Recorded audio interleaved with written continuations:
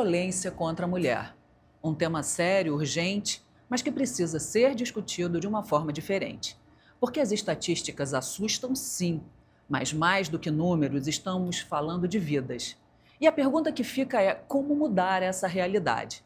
A violência contra a mulher ainda faz parte do nosso cotidiano. Hoje não vamos apenas discutir essa questão, vamos entender como transformá-la na prática, trazendo soluções que fazem a diferença. Proteger mulheres vai além de combater a agressão, é dar ferramentas para que nenhuma delas precise sentir medo. E quem está na linha de frente dessa evolução é uma mulher que entende na prática o que é força. Ex-lutadora profissional, campeã mundial de jiu-jitsu, uma referência em defesa pessoal e, acima de tudo, uma mulher que escolheu usar o próprio conhecimento para proteger e empoderar outras mulheres. Ela é Érica Paz, idealizadora do programa Empoderadas, que já ajudou milhares de mulheres a recuperarem sua autoestima, sua independência e sua segurança. Hoje ela está aqui para contar como esse projeto está mudando vidas e como você pode fazer parte desta rede de proteção e transformação. Olá, Érica. Olá, Cláudia. Prazer poder falar um pouco do meu trabalho e principalmente, contar um pouco como tudo isso começou e o que é que a gente vem fazendo aí pelas mulheres do estado do Rio de Janeiro. É um prazer te receber aqui nos estúdios da TV Alerj. Já quero saber o que te motivou a dar o início, a fundar o Empoderadas. Bom, a motivação veio com a minha própria trajetória, E quando eu inicio nas artes marciais, no jiu-jitsu, propriamente falando, eu começo a luta para me defender de briguinhas dentro de casa com meu irmão mais velho, que lutava karatê, e eu sempre levava pior. Então eu procuro o jiu-jitsu por conta da defesa pessoal, E ali logo eu me torno um fenômeno, Eu me destaco muito rápido ainda aos 11 anos de idade, 12 anos de idade, ainda lá em Belém do Pará. E sempre o meu grande interesse no jiu-jitsu era a defesa pessoal. E ali no início da década de 90, com ainda a família Gracie estourando, ainda no antigo Vale Tudo, eu começo ali nos treinamentos com os meninos, lembrando que eu fui uma das primeiras mulheres em Belém do Pará a praticar jiu-jitsu, e eu gostava muito do que a gente chamava de freestyle, que era o estilo livre, que era o treinamento de Vale Tudo, que anos depois mudou a nomenclatura para MMA, que é a mistura das artes marciais, que é a Mixed Martial Arts em inglês. E venho treinando ali com foco para me defender, E junto disso vieram as competições de jiu-jitsu, e eu me destaquei, e depois já migrando ali pro Vale Tudo, fui uma das primeiras mulheres a lutar profissionalmente o MMA no mundo, Então sou uma das precursoras femininas mundial, e assim vim trazendo aí, então tudo começou para eu me proteger dentro de casa, e posterior, aos 14 anos de idade, eu sofri uma tentativa de estupro, ainda adolescente, e que consegui colocar em prática já os meus conhecimentos técnicos marciais. Ainda em Belém? Ainda em Belém do Pará, sim. E já depois, muitos anos depois, no Rio de Janeiro, eu tinha aproximadamente 30 e poucos anos, sofri uma segunda tentativa de estupro na Barra da Tijuca, um dos bairros mais nobres, mais seguros do Rio de Janeiro, meio-dia, um horário, dia de semana, no horário assim... Acima de qualquer suspeita? Pois é, sempre pensam que é num local propício aquilo, não. Sofri uma segunda tentativa de estupro que também consegui colocar em prática, mas eu inicio o trabalho em 1997, quando, sobre monitoramento do meu então professor Ricardo Holanda, lá em Belém do Pará, eu abro uma turma exclusiva só para mulheres, com um treino voltado para a defesa pessoal, para o cotidiano de defesa pessoal ali, para o cotidiano feminino das mulheres, E imediatamente a turma foi lotada, e tinha lista de espera na minha turma. Uau. E assim eu começo o trabalho, munindo meninas e mulheres com ferramentas técnicas preventivas de segurança. É interessante essa sua abordagem, porque nós estamos acostumados a tratar desse assunto aqui com bastante frequência, a TV é bastante inclusiva, e sempre ouvimos casos de violência com o cônjuge, com o namorado, com o pai, agora com o irmão, isso acabar acontecendo de porque o seu irmão mais velho te batia, no caso, né? E você acaba virando campeã mundial de uma luta, é uma história muito original, quer dizer, você conseguiu de uma coisa ruim transformar numa coisa até muito boa, porque hoje você defende mulheres, você funda o instituto, quer dizer, você, né, você tirou do mal uma coisa extraordinária. Só sendo mais um pouquinho, amenizando um pouco essa coisa tão do mal. Eram aquelas briguinhas de coisa de irmãos. Eu não cresci num ambiente de violência, com uma família de violência, muito pelo contrário. Eu tenho irmãos maravilhosos, tive um pai maravilhoso, eu perdi meu pai esse ano, vai completar 3 anos que meu pai não está mais aqui, com uma mãe maravilhosa, então assim, mas aquelas briguinhas de irmãos, nada grave, nada violento, né? E eu sempre fui muito competitiva, eu já era atleta de natação e era da seleção paraense de voleibol do lado do meu estado. Então eu tinha essa coisa da competitividade, né? Mas na hora da briguinha entre irmãos, meus irmãos faziam karatê, meu pai era muito machista e falava que os meninos tinham que fazer karatê e as meninas balé, e eu nunca fiz balé, nunca gostei de balé. E comecei a treinar escondido para me defender das brigas com meu irmão, né? Então, mas não tinha um ambiente de violência. Mas aquela coisa, sempre tive dentro da escola, eu protegia o que sofria bullying, que na época a gente nem tinha essa nomenclatura, né? Mas o meu amigo, que supostamente os mais frágeis ali da turma, né? Da escola, o gordinho, o preto, o deficiente e o gay, né? Então eu sempre estava ali defendendo aquelas pessoas que eram atacadas, né? Dentro da escola. Então eu sempre tive esse lado da proteção, de proteger o mais frágil, o mais fragilizado, né? Então isso também vem muito da minha personalidade, né? Então o jiu-jitsu ali culminou que quando eu vi eu estava fazendo um papel de protegendo ali os mais fracos, os menos, né, notáveis dentro da escola, né? Então isso vem muito da minha personalidade, né? E logo depois me tornar uma campeã por conta dessa questão da competitividade também, né? Eu só canalizei uma coisa que já existia dentro de mim, que era essa vontade. Força vital, sim, né? Você é um vulcão, dá para sentir. Na verdade eu gosto de falar o que é Érica Paz, eu acho que eu sou um furacão, né? Muitas vezes eu falo assim, não, ali está o problema, eu gosto de ir, eu aprendi muito isso com meus pais, né? O problema ele existe para ser resolvido. Então eu sempre fui muito destemida também. E o jiu-jitsu me ajudou muito a me acalmar mais com esse lado de uma personalidade muito forte, a canalizar aquilo, né? Não, deixa eu transformar o que talvez fosse uma agressividade para uma coisa esportiva, de eu canalizar, né? de eu canalizar essa força de vontade de proteger, de proteção, né, ao próximo, a mim mesmo inicialmente, mas principalmente ao próximo, né? Então eu estava ali sempre defendendo ou protegendo alguém, só que o jiu-jitsu me deu essa imponência de uma postura de saber colocar, sem ter que partir para o combate ou para o embate, né? Sempre de uma maneira, de uma postura muito assertiva, né? No momento em que eu tinha que proteger a mais fraca, o mais fraco, né? E me proteger também. Quando eu vi, eu estava protegendo meus irmãos karatecas, né? Então, foi meio que por aí. A coisa acabou até virando. É muito amor envolvido, né? Então, vamos fazer essa correção com justiça, já que você é de proteger, eu também gosto da proteção e da justiça. Qual é o nome desse irmão? Manuel Cardoso Paz Filho, a gente chama ele de Etni. Então, ó, Manuel, Etni, um beijo para você. Eu também vou fazer coração. Só love. Porque através dessas briguinhas... meus irmãos. E esse é um e qual é o nome do outro? Na verdade, do casamento, nós somos 4 filhos. Só que meu pai era um pouco danadinho. Antes do meu pai casar com a minha mãe, a gente tinha já um irmão que foi criado com a gente. Fomos criados todos juntos, na verdade. Meu pai sempre fez questão que a gente estivesse muito unidos. Então, o Edgar, o Etni, eu, a Diana, o Neto, o Ângelos e o Heron. São 7 filhos. Poxa, assim não dá. Eu ia querer falar nome a nome. São 2 mulheres, eu e a Diana, e 5 homens.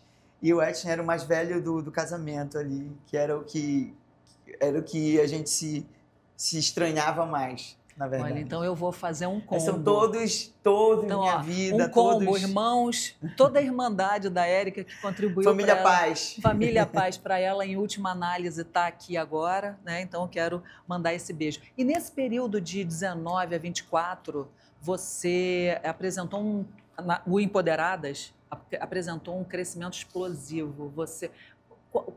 A que você atribui isso e quais foram os mecanismos que você usou? Olha, tem muitos atributos, Cláudia, assim, eu não posso deixar, muitas pessoas chegaram no meu caminho, sabe? Uhum.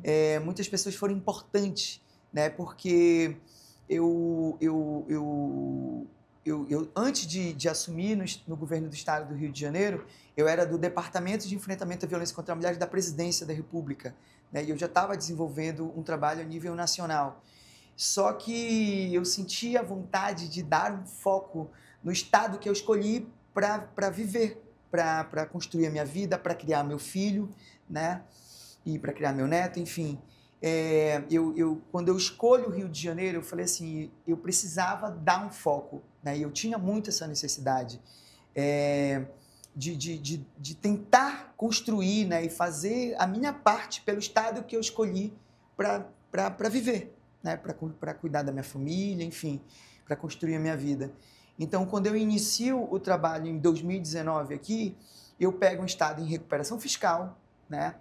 E eu tinha uma realidade na presidência da República e quando eu chego no Rio, eu deparei com uma realidade completamente diferente, que eu não esperava, né? Eu não tinha orçamento, eu não tinha equipe, não existia recurso, só existia uma vontade de fazer a diferença e eu sabia que eu tinha munições para fazer a diferença no estado do Rio de Janeiro, para as mulheres do estado do Rio de Janeiro, né? E eu me colocando também, né, como uma mulher do estado do Rio de Janeiro, né, um estado que eu também já tinha sofrido uma tentativa criminosa, né, anos antes, né? Então, quando eu chego no estado do Rio de Janeiro e que eu recebo a missão de tentar fazer a minha parte, né? E quando eu deparo com uma realidade de um estado em recuperação fiscal, eu falei, meu Deus, e agora? Por onde eu começo? Não, como começa? Né? Não é por onde, é como começa, né? E eu sempre gosto de falar que para você ajudar uma mulher, você não precisa de dinheiro. Você, às vezes, dando 2 minutos de atenção, de escuta para uma mulher, você já vai estar fazendo uma grande diferença no dia, ou talvez na vida dessa mulher. Né? A mulher, ela não é escutada, ela é deslegitimada, ela é descredibilizada. Né? Muitas vezes ela não tem voz. Né? Então, eu falava, cara, eu vou começar. E aí eu pego, né? E quando eu começo o trabalho, eu começo ainda a me colocar, eu estava no MDH, no Ministério de Direitos Humanos, eu comecei na Presidência da República, né? Na Secretaria de Políticas Especiais para Mulheres da Presidência da República, na Segov, e depois migraram o meu trabalho para o MDH, Ministério dos Direitos Humanos. E quando eu entro no estado do Rio de Janeiro, parece que não teve um entendimento mesmo do que eu estava fazendo ali, porque a minha faixa preta estava vindo na frente. A lutadora estava vindo na frente e eu falei, meu Deus, não é sobre luta. O Empoderadas não é sobre porrada. A gente não ensina a mulher a bater em homem. A gente não trata a violência com violência. Né? 70% do nosso trabalho no tatame ele é teórico. E 30% é técnico e tático. De como uma mulher vai se desvincular, pode se desvincular de um ataque de um criminoso, de um homem, de um ex-marido, de um ex-companheiro ou de um importunador, de um estuprador, até mesmo de um feminicida. Né? Mas aí eu falei, cara, não me entenderam, mas beleza, eu preciso começar. E esse lado, né, esportista, né, de desafios, eu sempre fui movido a desafios. Eu falo, eu não tenho problema, eu tenho um desafio. E assim eu tratei, né, a minha entrada no governo do estado do Rio de Janeiro para iniciar um trabalho que eu tinha certeza que iria fazer uma grande diferença na vida de muitas mulheres que passassem por nossas mãos, que tivessem acesso ao Empoderadas. Mas quando você fala assim, eu comecei, o que você quer dizer especificamente? Você ia pessoalmente? Não, eu criei uma rotina, né, de diálogos, porque eu já tinha diálogos por conta da minha experiência na Presidência da República. Por exemplo, eu já tinha contato com alguns municípios, que quando eu vinha de Brasília para fazer o estado do Rio de Janeiro, eu já tinha feito Itaboraí, eu já tinha feito Búzios, eu já tinha feito Angra, Paraty, então eu já tinha contatos dentro com a rede, né, de enfrentamento à violência, e não existia ainda a Secretaria da Mulher, não existia nada disso aqui. Né? Você foi meio Foi no ano né? também, foi no ano também que inicia um dos maiores programas do Estado do Rio de Janeiro de enfrentamento à violência contra mulheres, que é o programa Patrulha Maria da Penha, que também começa em 2019. A gente começou ali quase que junto, né? As políticas públicas para o enfrentamento a feminicídio, a todas as formas de violência contra mulheres. Só que eu ainda ia ter que galgar muito ali, né? Eu era sozinha, né? Era eu e uma certeza de vencer. Só que eu tinha que dar um primeiro grande passo. Então eu começo esses diálogos, né? Petrópolis, enfim, em algumas regiões do estado, né? E também em alguns bairros do município, da capital. Eu chamo algumas professoras, algumas colegas, né? Da luta e falo, olha, não é sobre luta, e começo eu a qualificar essas minhas amigas, né? De outros estados? Não, do estado do Rio de Janeiro. Uhum. E eu falei, olha, o trabalho que eu quero construir é esse. Aí não tem dinheiro, não tem salário, não tem orçamento, não tem nem dinheiro do ônibus, né? E a nossa capacitação, que nós somos uma tecnologia social, hoje é na UERJ, todos os sábados, a equipe do Empoderadas, né, que são aproximadamente 300 colaboradores de todo o estado do Rio de Janeiro, vem dos municípios para a UERJ, fica lotado o tatame. A equipe multidisciplinar vai para dentro de um auditório, né, onde a gente tem delegadas, juízas, promotoras, desembargadoras, coronel, enfim, toda a equipe que compõe, que integra a rede, né, se reúne na UERJ. A gente tem convidados para qualificar os nossos profissionais. São quantos polos ativos no estado hoje? Atualmente nós estamos com quase 70. Exatamente 68 polos espalhados em todas as regionais do estado do Rio de Janeiro. E todos os sábados, então, há essa... Não, todos os sábados, todos os colaboradores vêm dos seus respectivos municípios e dos respectivos bairros, Baixada Fluminense, Zona Oeste, enfim, para a UERJ, né? E a capacitação ocorre de 9 da manhã a 1 da tarde, todos os sábados. Essa capacitação é teórica ou ela é na prática? Teórica e prática. É onde a gente passa o plano de trabalho que vai ser executado na semana seguinte. Então, o tempo todo, além da gente monitorar, a gente fala a mesma língua. Não existe você estar num tatame em Angra e no tatame lá de Itaperuna é outro trabalho, é outra missão, não. É uma mesma linguagem. Existem coordenadores regionais, a gente faz esse monitoramento com os coordenadores e acompanha o trabalho. Então, assim, todas as semanas, todos os polos estão funcionando, os ativos de portas abertas. Geralmente, quando a gente até usa os nossos polos fixos, que são esses quase 70 polos espalhados no estado do Rio de Janeiro, como base quando acontece alguma chuva, algum empecilho climático, né, que infelizmente o Rio de Janeiro sempre está... O nosso país, o Brasil, tem vivido muito isso, né? Então a gente sempre coloca à disposição nossos polos para servir de base para acolhimento, para angariar doações como alimentos, enfim, cobertores, a gente usa nossas bases, né? Então hoje o programa Empoderadas, ele ativamente está presente em todas as regiões do estado do Rio de Janeiro, espalhadas em quase 70 polos. Então, essa reunião semanal que você proporciona na UERJ, ela é para dar as diretrizes, ela não traz efetivamente a prática do tatame. Não, tem tatame, também? Tem tatame. Tem tatame e auditório, para qualificar os nossos profissionais. Então, dali eles já saem capilarizados pelos... Já para trabalhar durante aquela semana, né? Durante o mês. A gente tem... semanal? É semanal. É semanal e é por mim. Eu comando isso no tatame, né? E mais uma vez, com vários grandes parceiros, né? Então a gente sempre tem a delegada explicando para que serve a delegacia.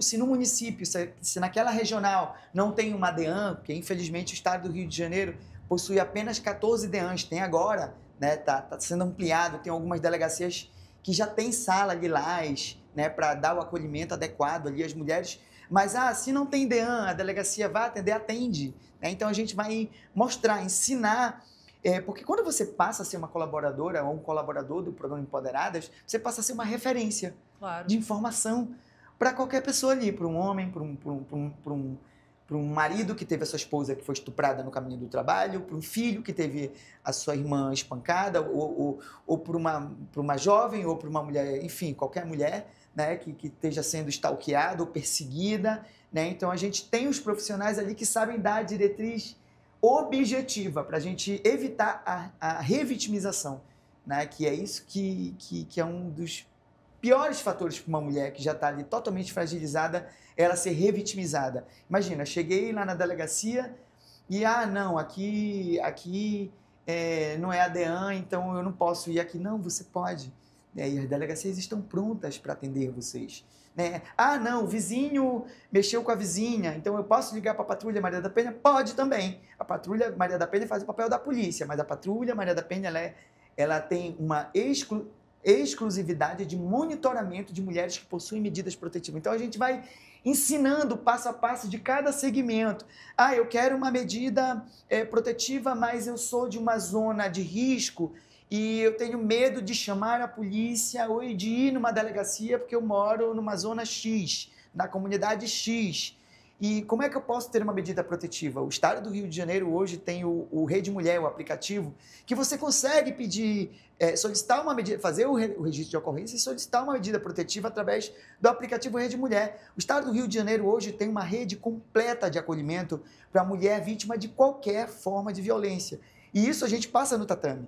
E às vezes a mulher, ela chega com vergonha, ela não quer falar. Uhum. E não é você não é obrigada a ter sido vítima de alguma forma criminosa e nem de relatar que foi vítima de alguma forma criminosa.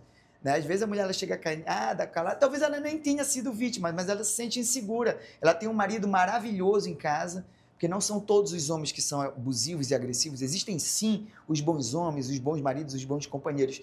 Mas naquele momento que o marido saiu de casa para trabalhar e ela foi pegar o ônibus, da condução, o metrô, o trem, o Uber, ou até mesmo propriamente o carro dela, ela se sentiu vigiada, ou com medo, ou de um vizinho, ou de um cara que cuida ali de alguma coisa, ela se sentiu coagida, né? Qual medida ela deve tomar? O que ela deve fazer? Então, isso a gente passa para a nossa equipe. Né? São dicas preventivas de segurança. Né? Você mostra ter um passo a passo sistematizado, muito organizado. Eu sei que você é especialista em segurança. Quer dizer, essa metodologia você aprendeu nessa especialização? Olha, Cláudia, já são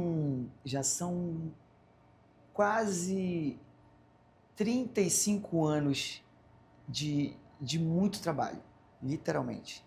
Né? É uma vida, é quase que uma vida inteira. Né? Eu sempre falo que eu ainda pré-adolescente eu tomei uma responsabilidade gigantesca, né? Porque eu já tinha ali uma obrigatoriedade, uma responsabilidade com o meu treinamento, porque eu tinha que trazer títulos e eu gostava daquilo.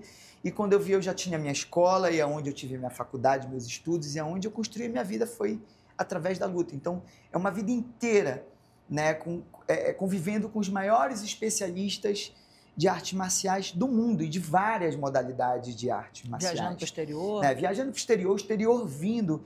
E eu ali, sempre estando com as grandes referências, eu acabei me tornando uma grande referência e aprendendo muito. Né? Praticamente uma precursora, né? Uma mulher sem que dúvida, não estragou as orelhas. Sem dúvida alguma. Na verdade, eu já raspei a orelha, ela estourou por dentro, eu treinava com protetor, né, de orelha para evitar aquela... Porque quando eu vi que você era campeã de jiu-jitsu, eu já discretamente fui ver as suas orelhas, elas estão intactas, estão muito mais bonitas. Mais ou menos, por dentro está estourado, eu consegui raspar, ainda fazer uma cirurgia ali reparadora para dar uma ajeitadinha, mas eu treinava também, eu me precavia para não ficar com aquele couve-flor na orelha. Você mencionou numa das suas falas que você é avó, é isso mesmo? Já sou avó. Você é avó, mas Eu fui mãe muito jovem. Tão jovem? Eu fui mãe muito jovem. Meu filho é faixa preta também, faixa preta de Muay Thai. Seu filho também é faixa preta? E meu netinho já está treinando também. Acabou de completar 4 anos, já treina desde os 3. É um DNA que tá na família. São os irmãos, aquela família... Pais, irmãos, prima. Eu tenho uma prima que é faixa preta de Karatê, que é a Eneida Paz, lá de Belém do Pará, né? E eu lembro muito da Eneida no tatame ali, que é uma das famílias muito tradicionais do Karatê mundial, que é a família Matida, né? E eu lembro ali do treinamento da minha prima, né? No tatame, linda, de faixa preta, e eu falava, nossa, eu quero ser igual ela. Né? E eu lembro disso, dessa coisa da referência pra gente, né? De ter a representatividade, né?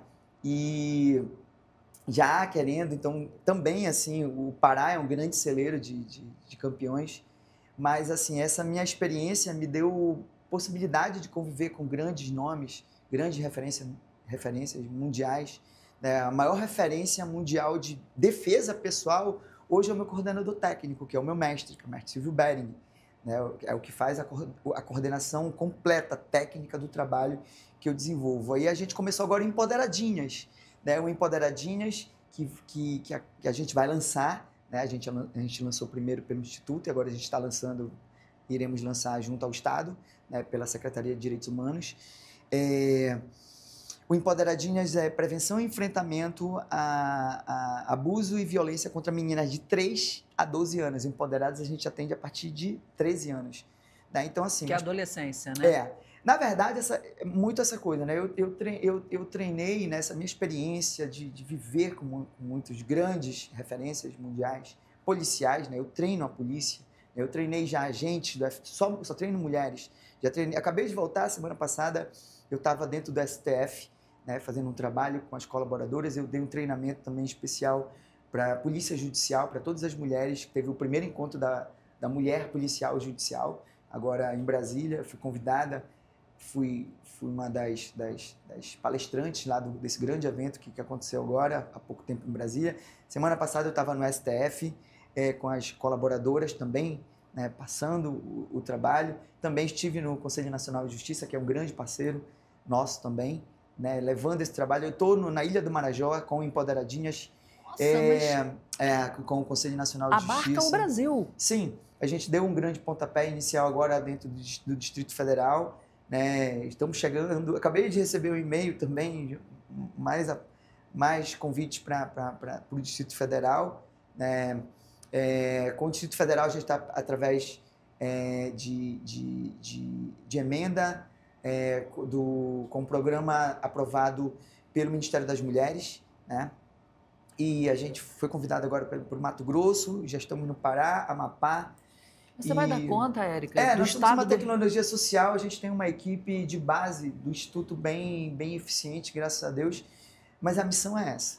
A missão é fazer com que o trabalho chegue, né? E falando, eu gosto sempre de falar que esse grande passo, né, que nós conseguimos dar no estado do Rio de Janeiro abriu os olhos não só do Brasil, mas do mundo, né? A gente já está fazendo acolhimento nos Estados Unidos, né?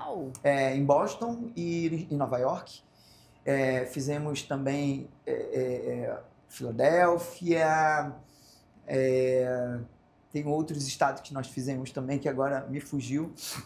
Agora fechamos essa parceria com a União Europeia, né, também. Então, assim, a violência contra a mulher, infelizmente, foi declarada pela ONU ainda em 2020 como pandemia, como epidemia, né? Então, não é um problema somente do estado do Rio de Janeiro, somente do Brasil, é um problema do mundo. Hoje, você ser mulher no mundo, você tem grandes, maiores possibilidades potencializadas de se tornar uma vítima fatal, né? Então, é necessário que a gente saiba como agir, né? E a forma, né, com todo essa experiência com policiais, né, com a Polícia Militar do Estado do Rio de Janeiro, com a Polícia Civil do Estado do Rio de Janeiro, com a Polícia Penitenciária do Estado do Rio de Janeiro, que a gente faz trabalho específico com essa rede da segurança pública, né? Ela é de fundamental importância para ganhar e trazer esse know-how todo numa bagagem, e que não é uma bagagem da Érica Paz, né? Essa é uma bagagem do Empoderadas, né? Que uma mulher, quando ela veste a camisa do Empoderadas e ela pisa no nosso tatame, primeiro, ela está ali num ambiente que ela será ouvida, que a palavra dela será legitimada, será credibilizada, será validada. Ali, eu sempre gosto de falar, o papel de investigar, para saber se aquela mulher está falando a verdade ou não, é da polícia. O papel de acusar e de defender é Ministério Público e Defensoria Pública. O papel de julgar para condenar ou absolver é do Tribunal de Justiça. O papel do Empoderadas é sempre acolher uma mulher. Sempre. A mulher, para a gente, sempre tem razão. Até que os outros departamentos, né, nós na verdade, a gente dá um apoio. A gente acolhe aquela mulher. Certíssimo. Só, se é verdade, para a gente não existe mulher louca. Não existe mulher surtada. Para a gente, talvez exista uma mulher que tenha necessidade de um acolhimento psicológico. E esse é o papel do Empoderadas. Talvez aquela mulher esteja precisando de um acolhimento, talvez até psiquiátrico. Porque sim, a gente enlouquece sim, a mulher ela vai à loucura sim. Porque ela o tempo todo ela é julgada, condenada, exposta, massacrada, deslegitimada, descredibilizada. Muitas vezes isso vem ainda de dentro de casa, do próprio ambiente familiar, com um pai ou uma mãe narcisista, com uma família ali abusiva, né? E aí ela cresce achando que aquilo é natural, ela vai procurar aquilo que ela entendeu como normal, e aí ela chega numa relação abusiva, o padrão, né? E aí tudo vem se repetindo. Então, quando ela chega com a gente, ela encontra o que ela já chega totalmente desacreditada. Quando essa mulher chega pra gente, uma mulher ferida, foi vítima de uma grande atitude criminosa, ela já chega sem esperança nenhuma. Ela já chega assim, deixa eu ver o que é isso aqui. Então, ela encontra, na verdade, realmente a possibilidade de ter uma vida, talvez até que ela nunca tenha tido. O papel do Empoderadas, no nosso tatame, principalmente, não é formar uma campeã nem descobrir um talento. Nosso papel é de ressocialização. Nosso tatame é sobre amor, não é sobre luta, não é sobre porrada. A gente não ensina a mulher a bater no homem, a gente ensina a mulher a não morrer na mão de um homem, não só de um homem, a não morrer na mão de ninguém. Que às vezes a violência, que eu gosto muito de falar dessa violência, que para mim é uma das mais graves, que é a emocional, a psicológica, a silenciosa, essa mulher, talvez ela nunca tenha tomado uma porrada, mas essa mulher, ela está completamente devastada. O seu emocional, a sua alma, o olhar dela não tem brilho. E esse é o nosso papel, de falar, olha, tu pode, tu és capaz. E assim, empoderada. Então segura, Érica, segura, porque é o furacão aqui acontecendo ao vivo conosco. Segura essa emoção, que a gente vai para um rápido intervalo e a gente volta rapidinho. Olha, viu? Fica com a gente. Eu e a Érica Paz. Já voltamos.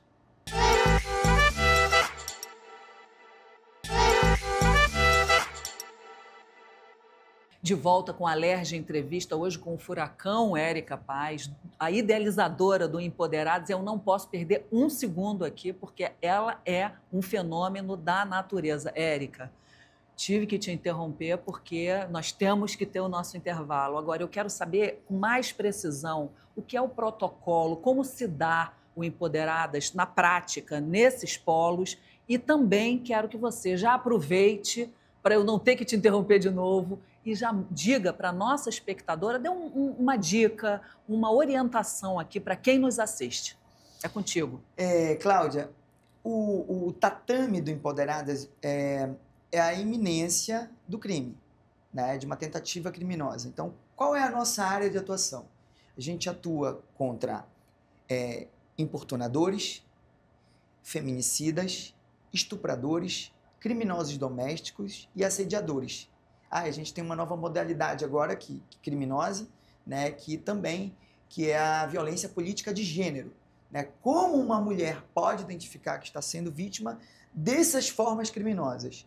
Então, a gente tem um preventivo que é o grande forte, né? E é o maior sucesso do Empoderadas. É todo o trabalho preventivo. O que uma menina ou uma mulher pode fazer para que ela não seja vítima de atos criminosos. Então, eu tenho toda uma leitura corporal, né? A gente tem um trabalho muito forte para entender o emocional, psicológico de um criminoso, né? O que ele tende a fazer antes da prática de X crimes. Aí a gente vem para o tatame. Eu tenho um preventivo, né? Que é fornecer ferramentas preventivas de segurança para mulheres, que inclusive é o termo que eu utilizo no Empoderadas. Não são aulas de defesa pessoal. A defesa pessoal é diretamente ligada a um tapa, a um soco, a um chute, a um estrangulamento, a um puxão de cabelo. E eu ensino uma mulher a se defender de uma agressão moral, a se defender de uma agressão psicológica, a se defender de um crime de importunação sexual, né? Que é um crime que está, digamos, estourado entre a população, que é um crime geralmente cometido dentro do transporte público e privado. Metrô, ônibus, trem, van, Uber, táxi, avião, né? Esse é um transporte público e privado, né? Então eu monto esse protocolo. Vamos lá. Eu tenho toda a iminência do crime, aí eu tenho os 70% técnicos preventivos de segurança, né? O que essa mulher pode fazer e deve fazer para não se tornar tão vulnerável, já lembrando que, infelizmente, por ser mulher, a gente já tem um potencial altíssimo, elevado, né, de uma vítima em potencial, né? E o pós-traumático, que é a rede. A gente tem a rede antes, né, de forma preventiva também. A rede é a Polícia Militar, as delegacias especializadas, é o Ministério Público, né? Estou sendo ameaçada, pô, ainda não, eu já estou sofrendo um crime, mas eu ainda não me tornei uma vítima fatal, né? Então, eu tenho a rede também ativa para prevenção, né? E eu também tenho a rede ativa para o pós-traumático. Por exemplo, uma mulher, ela sofrendo ou não, vou até te dar um exemplo, uma das nossas acolhidas, ela era jovem aprendiz, né, de uma instituição aí. 16 anos. Era jovem aprendiz e ela estava a caminho do trabalho e dentro do metrô o criminoso se masturbou, ejaculou nela e ela teve síndrome do pânico e aí ela não conseguia mais sair de casa, né? E aí a gente foi acionado para acolher. Então, assim, o crime de importunação sexual é um crime que tende muito fácil a progredir para um crime de estupro e que também pode progredir para um crime de feminicídio, né? Então, essa menina, ela foi vítima de um crime de importunação sexual que, graças a Deus, não progrediu, não evoluiu para estupro e nem para importunação, só que ela está com um grande trauma. Ela está com síndrome do pânico, ela não consegue sair de casa, ela não está mais indo trabalhar, ela não está mais indo estudar, né? Então, a nossa equipe de acolhimento, onde a gente tem uma equipe multidisciplinar de acolhimento, né, que acolhe, a gente tem uma equipe de psicólogas, de acolhimento psicológico, acolhimento jurídico e acolhimento social, com as nossas assistentes sociais. A gente pega essa mulher, faz aquele primeiro atendimento, aí tem um protocolo lá do nosso programa, né, e a gente encaminha para a rede do Estado. Encaminha e monitora esse acolhimento. A gente não solta a mão dessa menina, dessa mulher, por nada. Não existe a gente pegar, vai ali, liga para número tal, faz a denúncia e bate lá na porta. Não, a gente acompanha essa mulher. A gente garante com que ela tenha um acolhimento adequado, humanizado, para que a gente tente minimizar um trauma que já é real. Dá essas dicas, Érica. Vou te dar um exemplo de um protocolo que a gente utiliza, né? O protocolo de carro de aplicativo. Uber 99, enfim, tem várias empresas aí que fazem, né? A própria empresa percebeu que ela precisava tomar alguma atitude para tentar melhorar a garantia de possibilidade da segurança das usuárias. Eu tenho um padrão, eu gosto de trabalhar sempre com o comum. Existem as exceções? Existem, mas eu gosto de trabalhar com as práticas comuns de como os criminosos agem, né? Então, eu tenho um padrão dentro desse ambiente, o padrão desses motoristas é a masturbação. É o crime mais propício. Segundo o Instituto Patrícia Galvão, 97% de mulheres que utilizam transporte público e privado já sofreram algum tipo de ataque ou abuso nesses ambientes. Aí vamos lá, o que a empresa faz? Quais são os protocolos que foram colocados, né, em prática pelas empresas? Os protocolos preventivos de segurança. Aí eu tenho conferir a placa do carro, conferir o modelo do carro, o nome do motorista, a foto do motorista, compartilhar a corrida, códigos de segurança, e eu também tenho o botão do pânico que aciona imediatamente a polícia militar. Na hora, a polícia pega a localização daquele carro, né? Eu tenho a gravação da corrida, que não é que você tenha acesso, mas se algo acontecer, não, eu coloquei... Então, assim, se os protocolos existem, nós precisamos colocar em prática. Eu falo muito isso para as minhas alunas. Se existe, por favor, coloque em prática. Não vamos pecar pela falta. Se existe, se está lá para ser utilizado, ativa. Grava a corrida, compartilha a corrida. Não negligencie. Não menospreza a possibilidade que está aí, escancarada. Milhares e milhares de mulheres vitimadas o tempo todo.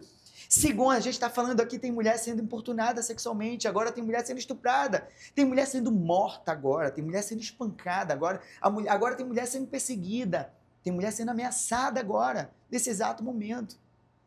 Então, o que eu posso fazer, né, dentro de todo um estudo técnico, tático, né, eu recebo informações da polícia, eu recebo informações do Ministério Público, eu recebo informações de pessoas que estão ali recebendo a forma de como os criminosos estão agindo para que eu construa o meu trabalho. Uhum. E às vezes eu não recebo informações e vejo vídeos, né, que estão ali de como aquele criminoso atuou para atacar uma mulher. Então, eu estou te dando um exemplo do protocolo que a gente monta numa aula. Hoje vamos fazer o protocolo de carro de aplicativo. Sim. Ponto. Já ensinei quais são todos os protocolos, grava a corrida, compartilha a corrida, solicita a senha, perere e parará. Aí vamos para o Empoderadas. Vamos agora para uma posição técnica, tática, para diminuir a possibilidade de eu sofrer um ataque. Né? Vou te dar um exemplo. Eu antes começava por outro lugar, mas agora eu tenho que começar antes de entrar no carro.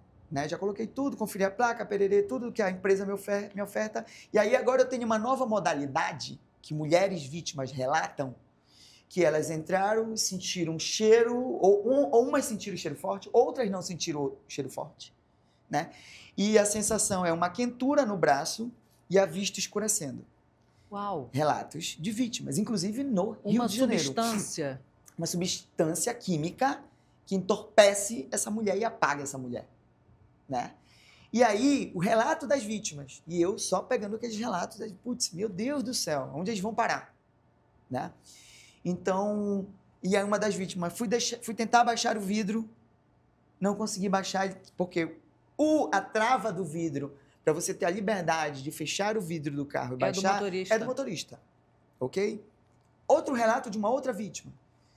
Tentei abrir a porta para pular do carro. Estava travada. A porta estava travada, a trava infantil. Como que eu vou saber, antes de entrar naquele carro, que a porta está travada, se você só consegue ter essa ciência se você estiver dentro? Opa, lá vai eu para fora com a minha equipe para estudar. Vamos para o carro. Vamos estudar, porque a gente precisa encontrar uma saída para poder passar para as nossas mulheres. Né? Como ela pode diminuir a possibilidade de não sofrer esse tipo de ataque. Então, entrei, cheguei, tudo bem, fiz todos os protocolos lá da empresa. Tudo bom, seu João, querido? Você pode fazer a gentileza de baixar o vidro de trás do carro? Assim que entra no carro? Não entrei no carro, estou fora do carro. Ah, tá. Bati no vidro. Pode baixar o vidro de trás? Coloca a mão por fora do carro, estou fora do carro, coloquei minha mão dentro do carro, abri a porta. Opa, obrigada. Eu centro atrás do banco do motorista, é necessário eu enxergar a nuca do motorista para sair da visão direta do motorista, né? E sentar aqui atrás do banco do motorista. Então, Érica, e se a porta estiver travada? Cancela a corrida e denuncia. Se a porta está travada, ele sabe que a porta está travada, né? Não Se a porta está travada, o que ele tem que fazer? Ele tem que descer e abrir a porta, né, para passageiro entrar. Então, se já tem uma porta travada ali, não entra. Denuncia, fala como é que eu vou entrar numa porta travada. Dito isso, Érica, eu queria que a gente passasse também pelo financiamento da União Europeia e também que você mencionasse todas essas pessoas que estão contribuindo com essa enorme, internacional, mundial rede de apoio que você tem. Sim, olha, é importante, assim, eu sou muito grata a essa casa, tá, Cláudia?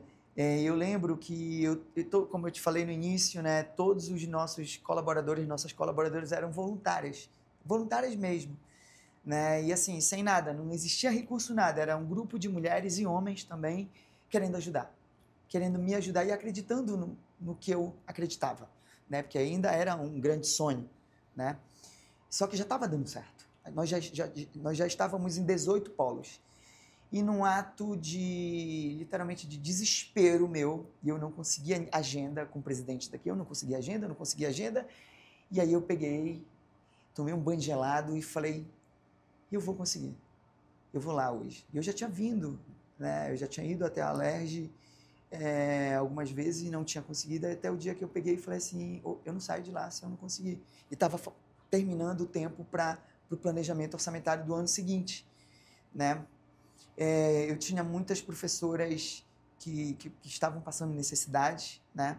E ali se doando. Né? Imagina alguém que não tem quase nada, doando o seu conhecimento e assim, eu me vi na obrigação de literalmente tentar, sabe? Daí eu falei, se eu não conseguir agora, eu paro.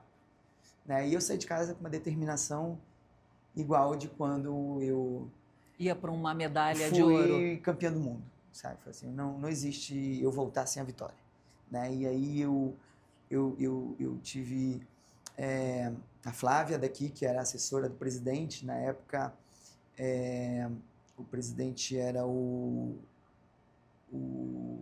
André Siciliano, né? E aí eu tive 30 segundos, literalmente. Falei, tenho isso, sou isso, e eu falei assim, não tem recurso. Ele, como assim?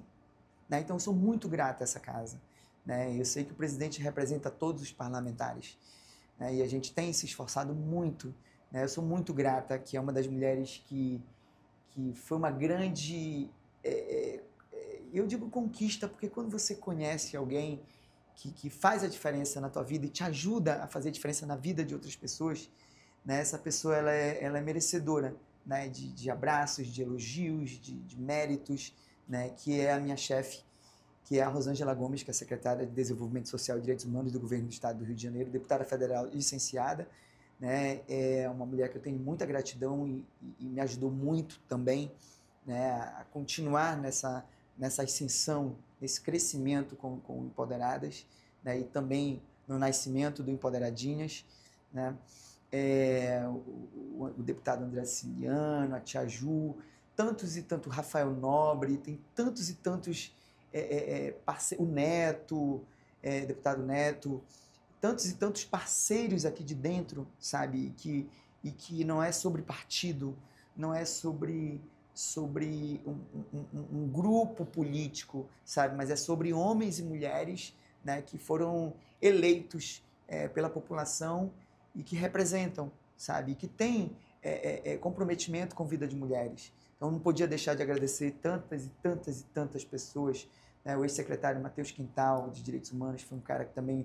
O deputado Bruno Dauari, quando foi secretário, foi outro cara que também me abraçou, né? E que eu tenho muita gratidão. Então, assim, a Alerj, através dos seus parlamentares, foi um dos maiores, né? Incentivadores, responsáveis pelo crescimento, né? Pela solidificação de um trabalho sério, de um trabalho que já é premiado nacionalmente. Nós levamos o prêmio 2022, o prêmio Juíza Viviane do Amaral, do Conselho Nacional de Justiça, que é uma das maiores premiações e mais importantes premiações do nosso país. A Juíza Viviane do Amaral foi aquela juíza que foi brutalmente assassinada na Barra da Tijuca pelo seu ex-companheiro na frente das suas filhas. Foi um crime que chocou o nosso Estado e chocou o nosso país, né?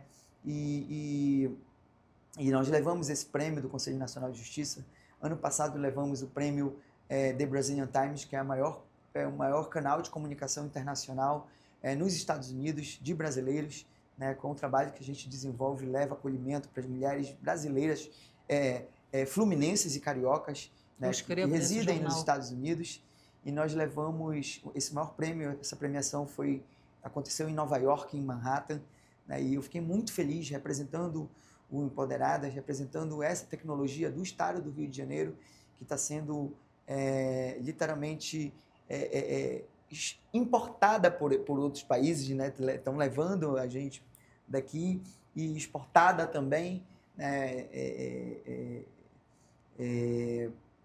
para outros grupos, outros governos, instituições privadas, né, que vê a importância de uma mulher ter, né, ferramentas preventivas técnicas de segurança.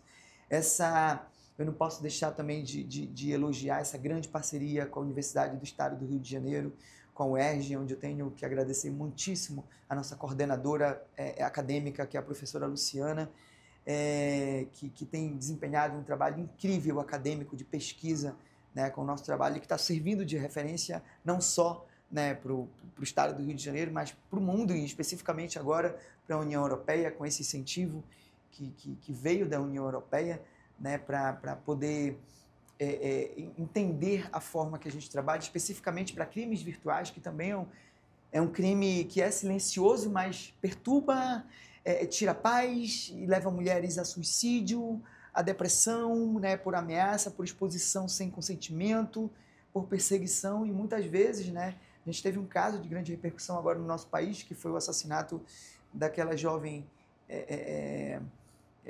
Camila, eu acho que é o nome dela, que estava sendo stalkeada, estava sendo perseguida, e o cara tornou essa perseguição virtual em presencial, e que culminou no assassinato bárbaro, né, dessa jovem, que acabou de acontecer no nosso país. Então, assim, o que a gente vem aprendendo, o que a gente importa, né, do nosso trabalho, o que a gente importa e o que a gente exporta é para cá.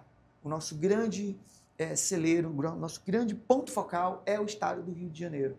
É aqui que a gente estuda, é aqui que a gente errou, e é aqui que a gente está, graças a Deus, acertando, né? Que a gente vai vendo assim, opa, não está dando certo, opa, recolhe, agora vamos fazer por aqui, onde a gente vê a necessidade. Por exemplo, hoje a gente tem uma nova demanda, posso falar assim, quando a gente tem 74% das mulheres que têm filhos autistas, por exemplo, que são diagnosticados com doenças raras, como, por exemplo, o autismo, né? 74% dessas mulheres são abandonadas pelos companheiros. Essas mães, elas estão sozinhas, elas têm que abrir mão do trabalho, elas têm que abrir mão, muitas vezes, da sua própria vida. Saúde, ela não tem tempo nem para ficar doente. Ela tem que cuidar do menino, da menina ali, uma necessidade que precisa exclusivamente de máxima atenção daquela mulher. Né? Então, essa mulher está sobrecarregada. Essa mulher, ela não sabe que ela tem que fazer um cadastro, que ela tem direito a um benefício. Ela tem direito a um benefício e o filho tem o direito a um benefício. Né? Aquela criança, aquele adolescente tem direito a um benefício. Essa mulher, ela não sabe para onde ir, aonde pedir ajuda. Então, essa demanda chegou para a gente agora. Dessas mulheres que... Quem é que cuida de quem está cuidando? Essa demanda acabou de chegar para a gente. Eu falei, meu Deus, peraí, aí as escolas ainda não estão totalmente preparadas para receber a quantidade de crianças e adolescentes e adultos também autistas. Né? Porque aquela criança que tinha um probleminha, né, e que hoje já é um adulto, que já tem um diagnóstico, né, que pode e é de direito ter um diagnóstico, aquela mãe, ela está completamente abandonada. E eu não digo abandonada pelo Estado, porque o Estado está trabalhando. O Empoderadas, nós somos Estado. A gente está ali acompanhando o que está chegando de demanda, para a gente também acolher essa mulher e falar, ei, tu não está sozinha. Deixa eu dividir deixa eu te dar um pouco aqui, me dá a mão aqui que eu estou contigo. Peraí, vamos entender aqui o que tu está precisando. Como é que eu posso te direcionar? Vou te dar um exemplo. A gente foi para um curso que foi uma história muito curiosa e que enche meu coração. E eu fiquei muito emocionado. Mamãe, né? Você acompanha até o final, né, Érica? Que foi o que você falou. Eu estou na ponta. Eu estou lá na ponta. Eu que estou dando ali a mão. Eu estou com a minha equipe na ponta dando a mão para a mulher. E eu mais uma vez, minha gratidão ao governador Cláudio Castro, à minha secretária Rosângela Gomes, são as pessoas que me dão autonomia para que eu faça o meu melhor e que eu consiga proporcionar também o melhor direcionamento para a minha equipe. Né? Então, a gente foi para Búzios E teve um curso lá de cabeleireiro, né, de cabelo e tal, e transista, enfim, e penteados. E aí tá, e aí essa mãe, né, essa mulher que é mãe, que é chefe de família, que estava sozinha, né, essa mulher que estava ali sozinha, fez o curso com a gente. Ela queria encontrar algo ali para sua qualificação, capacitação profissional, para que ela tenha a possibilidade de ter um recurso. Porque ela teve que abandonar tudo para cuidar daquela criança. Que é multidisciplinar. Sim, sim. A gente tem os cursos de capacitação e qualificação profissional, que é um grande sucesso, que é o Capacitar para Empoderar. Só agora, no último carnaval, foram 60 formandas alunas empregadas, trabalhando ali temporariamente no Carnaval Carioca, dentro das maiores escolas de samba. Todas ali ganhando, graças a Deus, muito bem. Conseguiram levar a sua renda, né, ter o seu dinheirinho ali. E pra gente é um orgulho, enfim, máximo. A gente poder, né, fazer com que essa menina, essa mulher tenha ali a sua autonomia econômica, saber que ela é capaz, né, saber que ela pode, né, que ela, se ela quiser e ela segurar aqui, ela vem com a gente. Mas só para finalizar com essa mãe, né, e aí ela viu aí ela pegou uma vizinha, algumas pessoas que ela colocou uma plaquinha na porta dela, e aí ela viu que o barulho do secador não foi legal para a criança, para o seu filho, né, que tinha autismo, né? E aí teve outro curso, porque ela era nossa acolhida, ela era a nossa aluna. E aí quando no outro curso que teve design de sobrancelha, né? E aonde já não tinha nada com o barulho que pudesse ir ali. E aí ela conseguiu, fez o primeiro nível, fez o segundo nível, né? E hoje ela está tendo a sua renda assim, mas o depoimento dela emocionado, né? E ela não desistir, que a gente passa isso, né? A gente está aqui contigo, calma, não deu aqui, mas espera aí, que a gente não vai soltar a tua mão. E tem opção. Tem saída, tem várias possibilidades. A gente tem curso de cuidador de idosos, né, que hoje a nossa população, hoje a gente tem muito mais idosos do que crianças, né? Então assim, a gente tem vários cursos, a gente tem mais de 30 cursos. Uau. Ofertados pelo Programa Empoderado, todos absolutamente gratuitos. E assim, a gente leva o curso, a gente leva a nossa equipe para o município, para o bairro, para o distrito. Não existe longe, não existe difícil de chegar. Existe uma vontade dentro do nosso grupo de trabalho e mais do que nunca, de quem nos inspira, de quem está ali, a nossa secretária, né, que é uma das mulheres mais humanas que eu já conheci em toda a minha vida, sabe, que fala assim, faz. E aí, sim, eu vou fazer. Não é assim, depende de quê para fazer? Não depende de nada. Só para ajudar, para fazer, só depende de força de vontade. E graças a Deus, o Estado nos dá a condição que a gente possa fazer o melhor para as nossas mulheres. E aí já foram quase 3 milhões de mulheres atingidas pelo Empoderadas. Não acolhidas, atingidas pelo Programa Empoderadas. Somente no estado do Rio de Janeiro. Né? Isso é uma grande vitória. A gente trabalha todos os dias, incansavelmente, para a gente estar ali na nossa melhor forma. E a gente também tem um grupo de acolhimento para os nossos profissionais. A gente também tem a equipe de psicólogos e psicólogas para os nossos profissionais, porque a gente precisa... Esse número, Érica, não engloba o Empoderadinhas. Não, ainda não. Quer dizer, quando vier... o Empoderadinhas já. O Empoderadas Social, o Empoderados, Empoderadinhas, né? O Empoderadinhas já tá muito perto. A gente já está pensando em data já para o grande lançamento. E o nosso grande sonho é que onde tenha Empoderadas, tenha o Empoderadinhas. Mas eu te explico o porquê, né, do Empoderadinhas. Nem 10% dos crimes sexuais do nosso país são notificados. Nem 10%. Nem 10%. E quase 90% desses crimes são cometidos contra menores. Muitas das nossas mulheres não vivem em relacionamento abusivos. Muitas das nossas mulheres não têm uma base de violência no seu lar. São mulheres que sabem o que querem, que já decidiram que não querem a violência, que não aceitarão violência e que o Estado está do lado delas. Mas a maioria dessas minhas mulheres, carregam traumas que foram ocasionados ainda na primeira infância. E os meninos são abusados? Sim, os meninos também são violentados, mas 88% desses crimes são cometidos contra meninas. 88% são meninas. E pela ONU, o maior violador e abusador é o próprio pai. O número 1 é o pai, seguido de padrasto, de tio, de avô, de primo, irmão, tarará. E a maior conivência e coautoria é da mãe. Entende? Então, assim, o que é o Empoderadinhas que já está pronto, já está concluído, né? Que eu peguei uma das maiores referências de trabalho com crianças do mundo, que é o mestre Leão Teixeira, né? Que foi uma grande referência para mim, né? Quando eu começo no jiu-jitsu em 1991-2, lá em Belém do Pará, né? Eu convido o mestre para fazer parte dessa missão comigo e eu explicar o que eu precisava. Ainda tem isso, não é a arte, não, é a arte marcial utilizada como base, né, para a construção de um trabalho. Mas não é sobre descobrir talento nem formar campeã. É sobre empoderar uma menina, sobre as leis, sobre os direitos e qual é a postura dela de força, de poder e de imponência. Como é que ela pode falar e ser ouvida sem gritar? É a medalha de ouro da vida, né, assim, Érica? Não a do esporte. O Empoderadinhas, como a construção do Empoderadinhas, eu não posso falar para um pai, porque não são todos os pais que são abusadores. Eu não posso falar para um pai que ele não pode colocar sua filha no colo. E eu não posso falar para uma filha que ela não pode sentar no colo do pai dela. Porque não são todos os pais que são abusadores.